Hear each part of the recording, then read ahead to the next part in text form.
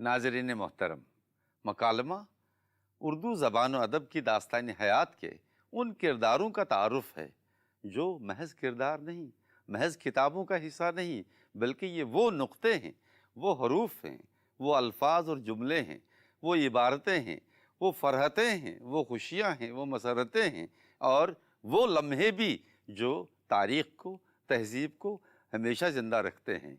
यही किरदार आज हमारे सामने धीरे धीरे आते रहेंगे और हमें इसकी मुहाफ़ज़त, इसकी हिफाजत और इसकी अमानतदारी का दर्स देंगे। दुनियाई अदब के ये सितारे न सिर्फ अदब से फैज़याब हो रहे हैं, बल्कि अदब के फैज़ को आम करके नई नस्लों की तरबियत भी कर रहे हैं। ये मुकालमे के किरदार भी हैं और मेमार भी।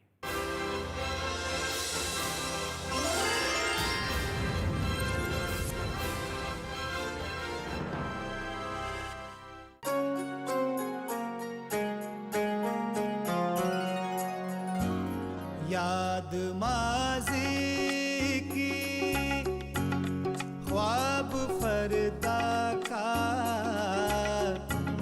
सूरते शौक़ आँख में भर लें, आप अपने को जानने के लिए आके फिर कुछ मुकालमा कर ले, मुकालमा कर ले। नाज़रीन, मुकालमा की आज की किस्त में आपका खैर मक़दम है। आप जानते हैं कि इस प्रोग्राम में हम ऐसी शख्सियात से आपको न सिर्फ मुतारिफ़ कराते हैं, बल्कि आपको और उनको एक दूसरे के सामने इस तरह से लाते हैं कि कुछ वो आपको दे दें और कुछ आप अपनी तरफ से कोशिश करके अपने जहनों को उनके बारे में बता दें। आज की जो शख्सियत है उसका ताल्लुक़ उस सिन्फ से है जिसे सिन्फ नाजुक भी कहा जाता है, लेकिन हर तहरीक के पीछे, हर बड़े कारनामे के पीछे इनका मौजूद होना, कारफरमा होना अशद ज़रूरी है। इसीलिए तो कहते हैं कि हर कामयाबी के पीछे एक ख़ातून होती हैं और जिस ख़ातून का हम आज ज़िक्र कर रहे हैं उसका ताल्लुक़ एक ऐसे शहर से है जो हिंदुस्तान की तारीख़ में अपनी अज़मत का झंडा पहले से गाड़े हुए है। वही उनकी जन्मभूमि है, उनका ताल्लुक़ मेरठ से है। मेरी मुराद मोहतरमा निगार अज़ीम से है। अफ़साने लिखती हैं और लोग इनको इसी नाम से जानते हैं, चाहे माँ बाप ने पैदा जब हुई थी कोई और नाम दिया हो, लेकिन आज शायद किसी और नाम से अदब के तालिब इल्म, मुहक़्क़िक़, तनक़ीद निगार पढ़ने वाले उनको नहीं जानेंगे जब तक कि आप निगार अज़ीम न दोहराएँ। आपका खुशामदीद है इस प्रोग्राम में निगार अज़ीम साहिबा। आप अपने बचपन के बारे में, मैंने मेरठ का तो ज़िक्र किया ही, लेकिन आपकी तालीम वहाँ से हुई और आपने किस तरह से तालीम पाई और किस तरह से तरबियत पाई और क्या शौक़ थे बचपन में, मुख्तसरन आप हमारे नाज़रीन को बता दीजिएगा। मेरठ के ताल्लुक़ से ज़िक्र किया तो मुझे अच्छा लगा कि सरज़मीन मेरठ मेरी पैदाइश है और मेरा बहुत अच्छा दिलो जान में बसने वाला इश्क़ाबाद जिसे कहते हैं वो मेरी ज़मीन रही है और वहाँ से मैं जुड़ी रही। मेरे वालिद सहबानुल हिंद सरवत हुसैन सरवत मेरठी जी एक शायर थे, मशहूर शायर थे, उरूज़ी थे। तो एक ताल्लुक़ से मैं एक अदबी घराने में पैदा हुई। आम लड़कियों की तरह से तालीम व तरबियत भी हासिल की, लेकिन अदब की दुनिया में ख़वातीन का दाखिला वहाँ भी नापसंदीदगी से देखा गया। मैंने 10वीं तक तालीम मेरठ शहर में हासिल की। उसके बाद मैं अपने भाई के पास बरेली शहर चली गई जी और मेरा कॉलेज और बाकी तालीम वहीं हुई। शादी होकर दिल्ली तशरीफ़ आई मेरी। तशरीफ़ इसलिए कह रही हूँ, तशरीफ़ आवरी हुई क्योंकि MA PhD उर्दू में मैंने जामिया से किया और उससे पहले मैं फ़ाइन आर्ट्स कर चुकी थी आगरा यूनिवर्सिटी से। खास बात तो ये भी है कि मेरठ से मुताल्लिक़ कि मेरे ख्याल में उर्दू का शाज़ ही कोई तालिब इल्म होगा जिसने ये न पढ़ा हो, ये न याद किया हो, रब का शुक्र अदा कर भाई। और उसकी कहानी भी वहीं से जो बिल्कुल सही, बिल्कुल। मैं आपसे ये पूछना चाहता हूँ कि अफसानवी अदब की तख्लीक की तरफ आप कैसे राग़िब हुई और क्यों हुई? असल में पहले मेरे यहाँ शेर पैदा हुआ था। जी। जब मैं बीए की स्टूडेंट थी, मेरे वालिद साहब ने कहा कि ये तो गलत पकड़ ली, गलत कर रही हो बिल्कुल, और तो जैसे कोई नाजायज बच्चे को दफन कर देता है तो वो वहीं छुटकारा पाया। लेकिन भाई रुका नहीं, वो चलता रहा और तो मेरे वालिद साहब की नज़र से गुज़रती रही चीज़ें कि ये अभी छूटा नहीं है। तो उन्होंने कहा कि ठीक है, लेकिन ये मत सोचना कभी कि तुम्हें मुशायरे पढ़ने हैं, और बेहतर ये है कि अगर तुम्हारे अंदर तख्लीकी जरासीम हैं तो नस्र की तरफ रुजू करो। ये उन्होंने मुझे अपनी तरफ से हिदायत दी। लेकिन ये हिदायतें सब अलग होती हैं, जो अंदर चलता है वो चलता है। कुछ चीज़ें ऐसी थीं जहन में जो बचपन में बड़ी स्ट्राइक करती थीं और वो फिर निकलती नहीं थी जहन से। तो जब मैं थोड़ी बड़ी हुई तो मुझे लगता था कि कुछ चीज़ें ये निकल क्यों नहीं रही हैं, क्यों घर करके बैठ गई हैं। उसमें मसलन मैं शायद 9 साल की थी, बड़ी आपा की शादी हुई, पहली शादी। तो बहुत जैसे बच्चे खुश होते हैं, लड़कियां, और उछल कूद और दूल्हा देखना और बारात में आगे और ये वो। लेकिन मुझे अच्छा नहीं लगा कुछ। मैं कहती मेरी आपा तो बड़ी खूबसूरत और मेरे लिए तो परियों जैसी हैं, और वो शहजादा तो आया नहीं कोई। तो वो जो एक दिल में एक चीज़ कसक रह गई मेरे, वो मैं बहुत दिनों तक, सालों तक निकाल नहीं सकी। तो पहली कहानी मेरी आप ही उसी पे है। अच्छा। और उसके बाद और चीज़ें इसी तरह से, अब अगर मैं बताऊंगी तो शायद तवील हो जाए मामला। एक बुआ काम करने आती थी हमारे यहाँ जी। तो वो आटा गूंद रही हैं और अम्मी को सुना रही हैं कि अरे वो नल वाली जो खातून है, पता क्या हुआ कि वो उसके तो पाबंदी में कोठरी में बंद कर रखा है, और बेटा अपना नामर्द है, और बहू को कहती है कि तेरे बच्चा नहीं हुआ, तेरे बच्चे। तो अब मैं सोचती कि क्या है ये भाई, ये क्या है, मतलब कि क्या कह रही है ये। और अब कान खड़े हो जाते हैं बच्चों के, काम करते करते रुक जाते हैं। तो वो चीज़ जहन में बड़ी तलाश रही कि ये क्या कुंवारा है और क्या शादी है और क्या रस्म है, क्या तमाशे हैं ये। वो दिमाग पे बहुत ज़बरदस्त मेरे चोट लगी। फिर आगे जाके इसी तरह से कुछ और चीज़ें जहन में आईं तो कहानी की तरफ ध्यान चला गया। इन सब मौज़ूआत पे आपने कहानी लिखी? बिल्कुल लिखी है। अच्छा, और खास कहानी का मैं जिक्र आपसे करना चाहता हूँ, अक्स कहानी। अक्स थोड़ी सी यानी गैर रिवायती अंदाज की कहानी इस लिहाज से, हालांकि एक नफ्सियाती पहलू पे कहानी है, और ये एडिपस कॉम्प्लेक्स और इलेक्ट्रा कॉम्प्लेक्स के बारे में हम सब जानते हैं। लेकिन एक तो ये कि एक खातून के कलम से है जी। खुद मैंने वो कहानी आपके मुंह से किसी मजलिस में सुनी तो लोगों का रद्द अमल, एक वक्त ऐसा था कि मैं जिस महफिल में जाती थी वही कहानी पढ़वाई जाती थी बरसों तक, बल्कि 24-25 साल उस कहानी को हो गए, तो अभी भी उसकी फरमाइश रहती है। उस कहानी का पस मंज़र मेरे वालिद हैं जी।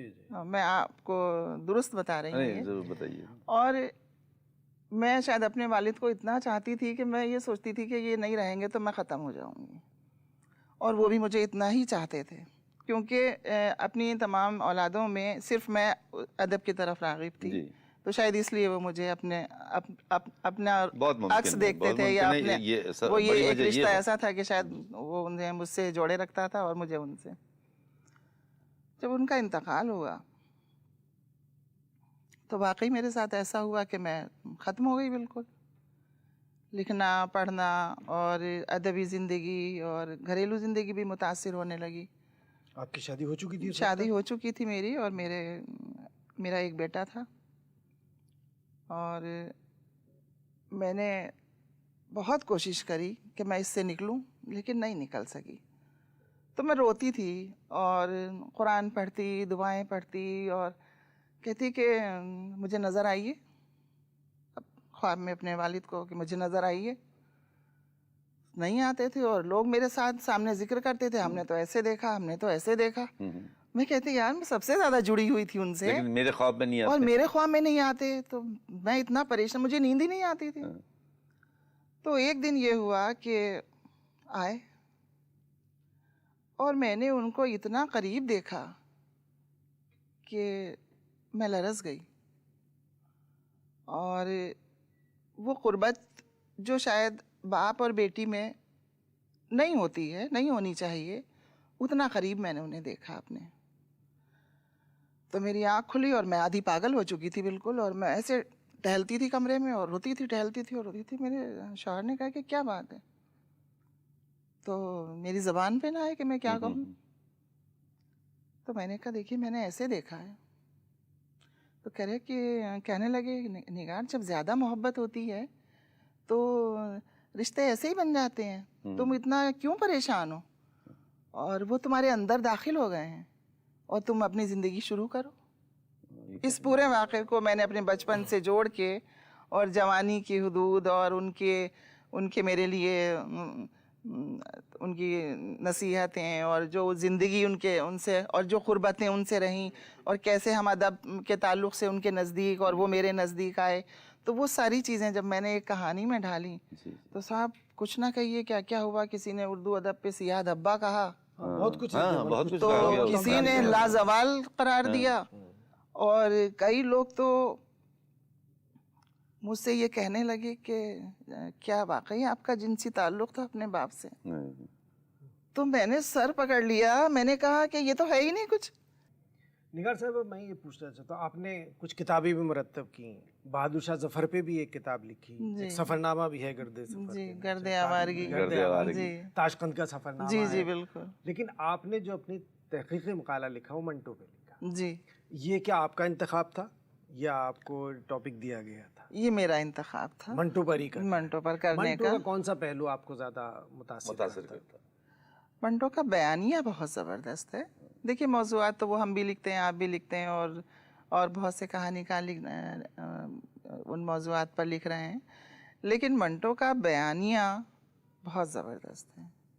मकालमा निगारी, उनके अपने जुमले, उनका इख्तितामिया, मुझे बहुत कुछ नया उसमें लगता। मिसाल दो नाम तो कम से कम बहुत बड़े हैं जिन्हें मैं समझता हूँ कि दुनिया भर के फिक्शन राइटर्स के सामने रखा जा सकता है, कुर्रतुल ऐन हैदर और राजेंद्र सिंह बेदी। जी, और मंटो उनके मुकाबले में वो दोनों की रविश देखिए अलग थी। बड़े अफसाना निगार होना बिल्कुल अलग बात है, उन दोनों के रास्ते बिल्कुल अलग रहे हैं। किस लिए और वही मैं मंटो जानना का चाहता हूं। बिल्कुल अलग रहा मंटो है, का रास्ता कौन और सा है? हर कलमकार अपने दौर में जीता है। देखिए नहीं वो सब ठीक है, लेकिन मंटो का रास्ता कौन सा है? लेकिन ये तीनों तो एक दौर में रहे, उसके बावजूद कहाँ फर्क मौज़ूआत भी मुश्तरका है।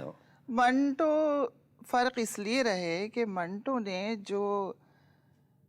जिन चीज़ों से हम तकल्लुफ़ करते हैं बयान में, देखिए कुर्रतुल ऐन हैदर साहिबा ने भी किया है, किशन चंद्र ने भी किया है, मंटो ने नहीं किया। मंटो तो अगर किसी तवाइफ का जिक्र कर रहा है, कस्बी का जिक्र कर रहा है, दलाल का जिक्र कर रहा है, तो वो बिल्कुल वो कहीं कोई खामी नज़र नहीं आएगी आपको। उस हकीकत पसंदी और मौज़ूआत की जो बुनत और किरदारों का जो चुनाव मंटो के यहाँ है वो अलग है। देखिए आपकी बात, आपने चूंकि पीएचडी की है तो अब ये ज़रूरी नहीं ज़िंदगी भर आप मंटो का दिफा करती रहे। नहीं बिल्कुल नहीं, ऐसा नहीं है। देखिए ये उसकी खामियां अपनी जगह है। जिन मौज़ूआत पे आपने बात की उस पे सब लोगों ने तकरीबन लिखा है। देखिए तक़सीम वतन पर उसमें बेदी ने भी लिखा, इस्मत चुगताई ने भी लिखा, कुर्रतुल ऐन हैदर ने भी लिखा, इस दौर के सारे ही फिक्शन सब लोगों ने सबने लिखा है। लेकिन गडरे जैसी कोई कहानी मंटो के वो यहाँ अपनी नहीं जगह बिल्कुल सही है। सीता फरमाया। हरण जैसी कोई कहानी हम मुकाबलतन ये नहीं कह सकते हैं, हम बिल्कुल नहीं कह सकते। तो यानी मेरी बात से आप मुत्तफिक हैं? बिल्कुल इत्तफाक करती हूँ। देखिए हर कलमकार के पास चंद कहानियाँ ऐसी होती हैं जिसका कोई जवाब नहीं होता है, तो उसमें ऐनी आपा भी हैं, उसमें मंटो भी हैं, उसमें बेदी भी हैं, उसमें किशन चंद्र भी हैं। अच्छा ये आगे की नस्ल भी है। ठीक, बहुत लोग हैं। चलिए, लेकिन आपकी बात मानते हुए मैं ये बात आगे बढ़ाता हूँ कि आप किससे ज़्यादा मुतासिर हुई, ये अगर बहैसियत फिक्शन राइटर की? देखिए जब तक मैंने पीएचडी का काम किया था तो मुझे वाकई मंटो बहुत बहुत पसंद थे, पसंद रहे, और अभी भी मैं उनको पसंद करती। आप मुझे बताइए कि क्या कहीं ऐसा लगता है कि बहादुर शाह जफ़र की शायरी जो है उनके मिजाज से कहीं मेल नहीं खाती? लेकिन मुझे नहीं लगा। बहादुर शाह जफ़र की शायरी उनके आहंग वक्त, मुख्तलिफ है। माहौल और दिल की आवाज़ है। बिल्कुल आहंग मुख्तलिफ है बिल्कुल। ज़ौक़ से, और दूसरे लोग जो बिल्कुल इल्ज़ाम मुख्तलिफ लगाते है, हैं। और वो आखिर तक उनका वही अंदाज बरकरार रहा। जो बिल्कुल शुरू बिल्कुल, से आखिर और तक। उनकी आवाज़ है उसमें, उनका जी, दिल है उसमें, जी। उसमें हिंदुस्तान है हमारा, अच्छा। उसमें हमारी तारीख है, उसमें वो दौर है, सब कुछ है उसमें। अच्छा, एक तो आपने बहादुर शाह जफर पर किताब लिखी, हम्म। दूसरी हरचरण चावला हरचरण पे चावला। मुरत्तब की। ये बिल्कुल दो अजीब बातें हैं हाँ। ना। ये हरचरण चावला का इंतखाब क्यों किया? ऐसा है कि देखिए, आप भी अदब से ताल्लुक़ रखते हैं और मैं भी छोटी सी तालिब इल्म हूँ अदब की। कुछ चीज़ें रिश्तों से भी जुड़ जाती हैं, जहाँ दोस्तियाँ होती जी, हैं जी। और ताल्लुकात होते हैं। चावला साहब का मेरे यहाँ काफ़ी आना जाना रहा, और वो चूँकि नॉर्वे में मुकीम जी। थे और हर साल एक चक्कर उनका यहाँ हिंदुस्तान लगता था, वो चाहते थे कि कुछ ऐसा काम हो। तो मैंने कहा कि देखिए, मैं पूरा पढ़ती हूँ पहले, अच्छा, अगर मेरा दिल कहेगा तो मैं जब तो मैं कहेंगे। काम करूँगी। तो मैंने पढ़ा तो मुझे बहुत चीज़ें उनकी बहुत अच्छी लगी, और मुझे आज भी एक कहानी उनकी याद है। मेरी बीवी का खाविंद, वो सब वो वहीं का असरात हैं, अमेरिका का माहौल है ये। तो मैंने उनको हाँ किया, और मैंने सिर्फ मुरत्तब नहीं की है, उसमें मेरे 3-4 मजमून है आपके कई उसमें मैंने काफ़ी मेहनत की है और बहुत काम उसमें किया मैंने, लेकिन वो एक अच्छी किताब तैयार हो गई। तो अफसोस ये रहा कि चावला साहब गुजर चुके थे जी। अच्छा, जब शायर जब ये जब शायर ये हुई। शाये हुई। अरे। ओ, तो अच्छा, एक इसके बात- रस्म इजरा में उनकी बेटियां दोनों अरे। नॉर्वे से आई थी, और बेटा। एक बात की तरफ मैं इशारा शरीक करना हुए। चाहूँगा कि आप उस पर बात करें कि ये जो माइग्रेशन का मामला है, यानी माश के लिए, कस्ब माश के लिए लोग एक जगह से दूसरी जगह जाते रहे। यूं तो हर लेवल पे ये होता है, गांव से लोग शहर आते रहे, शहर से एक शहर से लोग बड़े शहरों में या दूसरे शहरों में जाते रहे, लेकिन फिर हिंदुस्तान एक आयशा एक ऐसी जगह है, ऐसा ख़ता है जहाँ से लोग बाहर जाते रहे महज माश की वजह से। तो ये जो हरचरण चावला ने नॉर्वे में रहते थे, वहाँ बैठ के कहानियाँ लिखते थे, तो वो जो कर्ब है वो दिल यहाँ अपना रहता घर था। छोड़ने का, बिल्कुल। वो अपनी तहजीब से दूर होने जी, का, बिल्कुल। अपनों से दूर जी, होने का, यही। मिसाल के तौर पे कोई एक खास हाँ, कहानी जी, वो अभी जिसका आप जिक्र करना जिक्र चाहें? किया मैंने, जी, मेरी जी। बीवी का मेरी बीवी खाविंद। का खाविंद, जी। उसमें तो यहाँ तक ज्यादती बर्दाश्त कर लेता है वो कि उसके घर में ही एक अजनबी रहता है, और वो बर्दाश्त करता बर्दाश्त है, करता मजबूरी है उस जी, समाज की। बिल्कुल। अच्छा, ये जो तरक्की पसंद अदब के मेवार है, इसमें कमर रईस साहब ने आपका भी जिक्र किया है। जी। ये उनकी वाकई, मैं जितनी तारीफ करूं और जितनी बड़ाई करूं कम है। मैं ये जानना चाहता हूँ आपसे कि हम सब जानते हैं कि तरक्की पसंद मुसन्निफीन की बहुत देन है उर्दू को, जी बिल्कुल। फिक्शन में, शायरी जी। में, तनकीद में, बल्कि जी। तनकीद की बाकायदा इब्तदा इन लोगों ने की, जी इसमें बिल्कुल। कोई शक नहीं जी है। बिल्कुल। क्या बराए नाम तंजीम तो अब भी मौजूद है, जी बिल्कुल। तहरीक तो मेरे ख्याल है अब ख़त्म हो गई है, उस तरह जी, मौजूद नहीं है, जी। और जो लोग वाबस्ता हैं वो भी उस तरह से अब शिद्दत जी, पसंदी बिल्कुल। उनमें नहीं नहीं है। है। आप उनके उसके रवैये में तब्दीली देखती हैं, खुद अपने रवैये में क्या जी, तब्दीली चाहती हैं? देखिए, ऐसा है कि वो जो तब्दीली हुई है वो बिल्कुल आपने सही फरमाया, लेकिन मेरे अंदर की तब्दीली वो नहीं आ सकती शायद, क्योंकि हर कलमकार तरक्की पसंद होता है। मैं उस तरह से तरक्की पसंदी में दाखिल हूँ। मैं किसी बैनर के हिसाब से नहीं लिखती हूँ कि मैं तरक्की पसंद कहानी लिखूँगी आज, ऐसा नहीं है। हम कहानी लिखते हैं, हम तख्लीक करते हैं। अब तरक्की पसंदी नज़र आती है तो वो तरक्की पसंदी की तरफ चली जाती है, दूसरा रुझान नज़र आता है तो वो उधर कहानी को खींच लेते हैं। लेकिन हम एक आइडियोलॉजी लेके कि हमें सिर्फ तरक्की पसंदी पे लिखना है, वो बात नहीं। वो बात मेरे अंदर जब भी नहीं थी और अभी भी नहीं है। एक रुझान है, वो उधर ही जाता है। मैं चाहूँगा कि आप नाजरीन के लिए उस पर भी ज़रा सा अपने ख्यालात का इजहार फरमाएं कि हिंदुस्तान में ख़वातीन का अदब जो है, ख़वातीन का मतलब ख़वातीन जो लिखती हैं, उनमें शायरी कम और फिक्शन की तरफ ज़्यादा तवज्जो रही, जैसा कि हम महसूस करते हैं। तो आपको क्या लगता है कि ये रुझान जो है ये मुनासिब है? देखिए, ये खुद ब खुद नहीं हुआ है, ये हालात ऐसे रहे। अब जब 24 साल पहले मेरे वालिद 30 साल पहले जी, ये जी, कह सकते थे कि शायरी हाँ। मत करो, और अगर करती हो तो मुशायरे मत पढ़ो, और तो हालात तो अभी भी वैसे ही हैं ख़वातीन के लिए। ख़वातीन शायरी करती हैं, लेकिन संजीदगी से नहीं देखा जाता।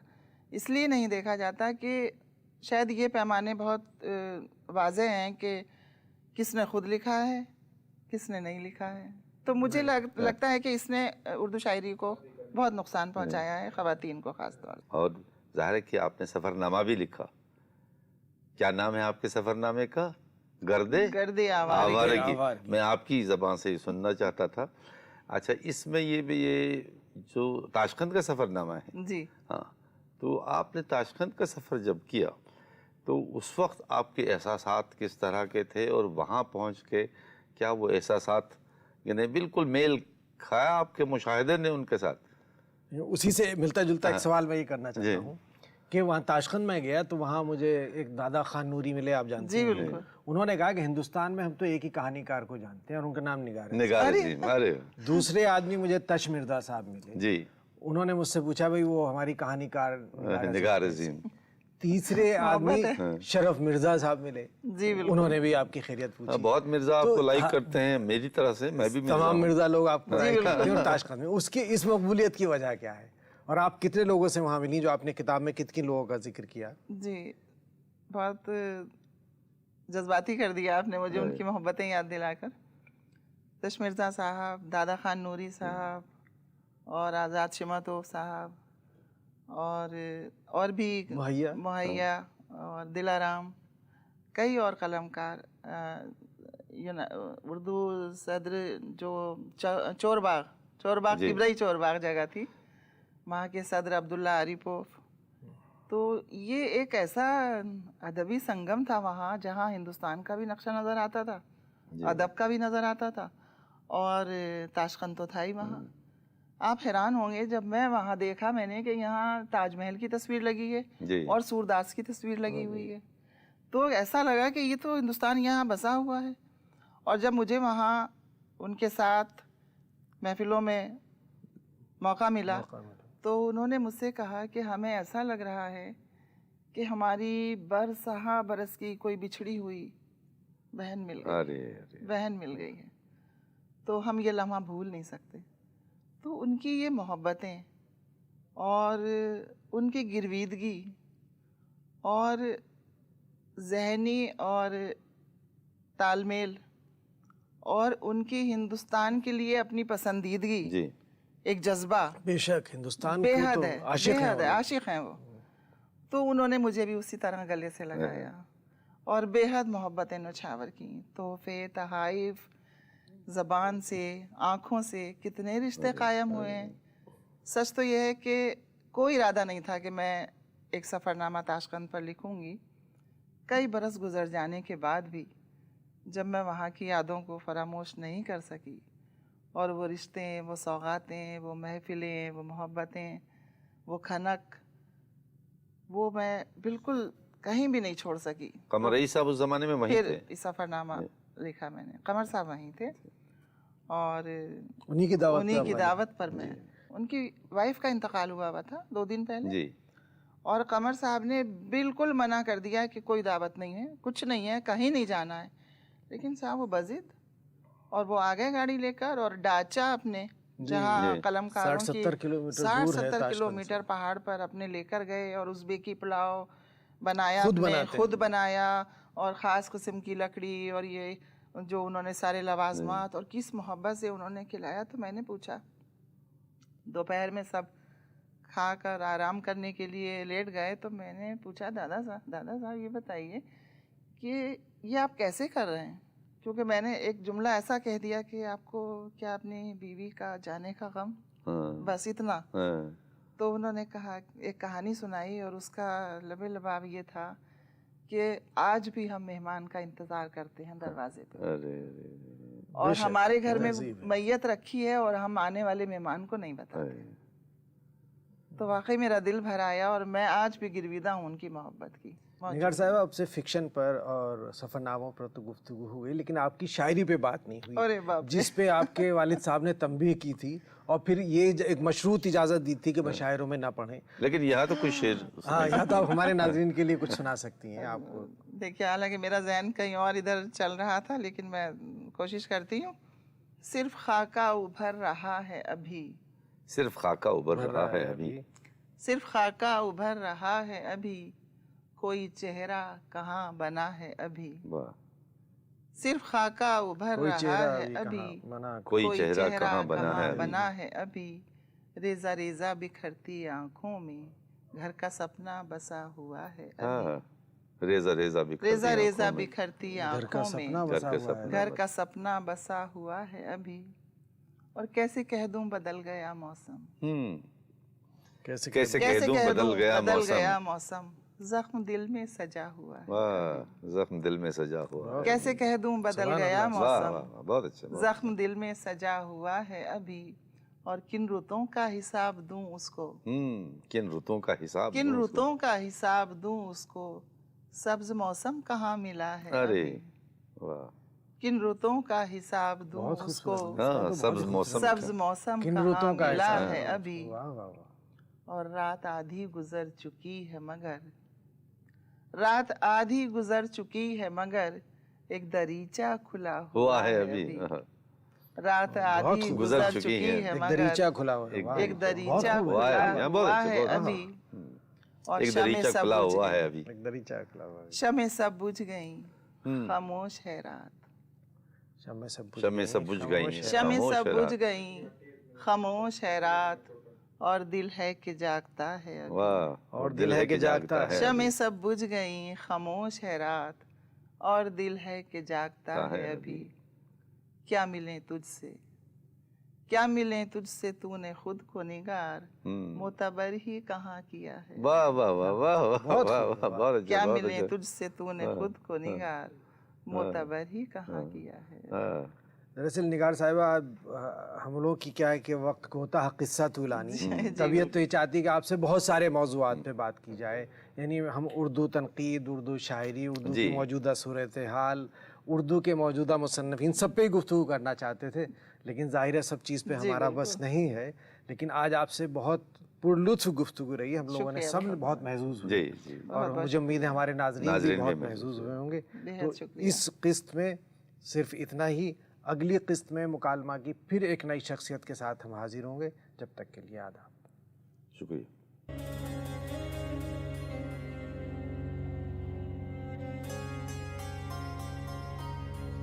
याद माज़ी की ख्वाब फरदा का,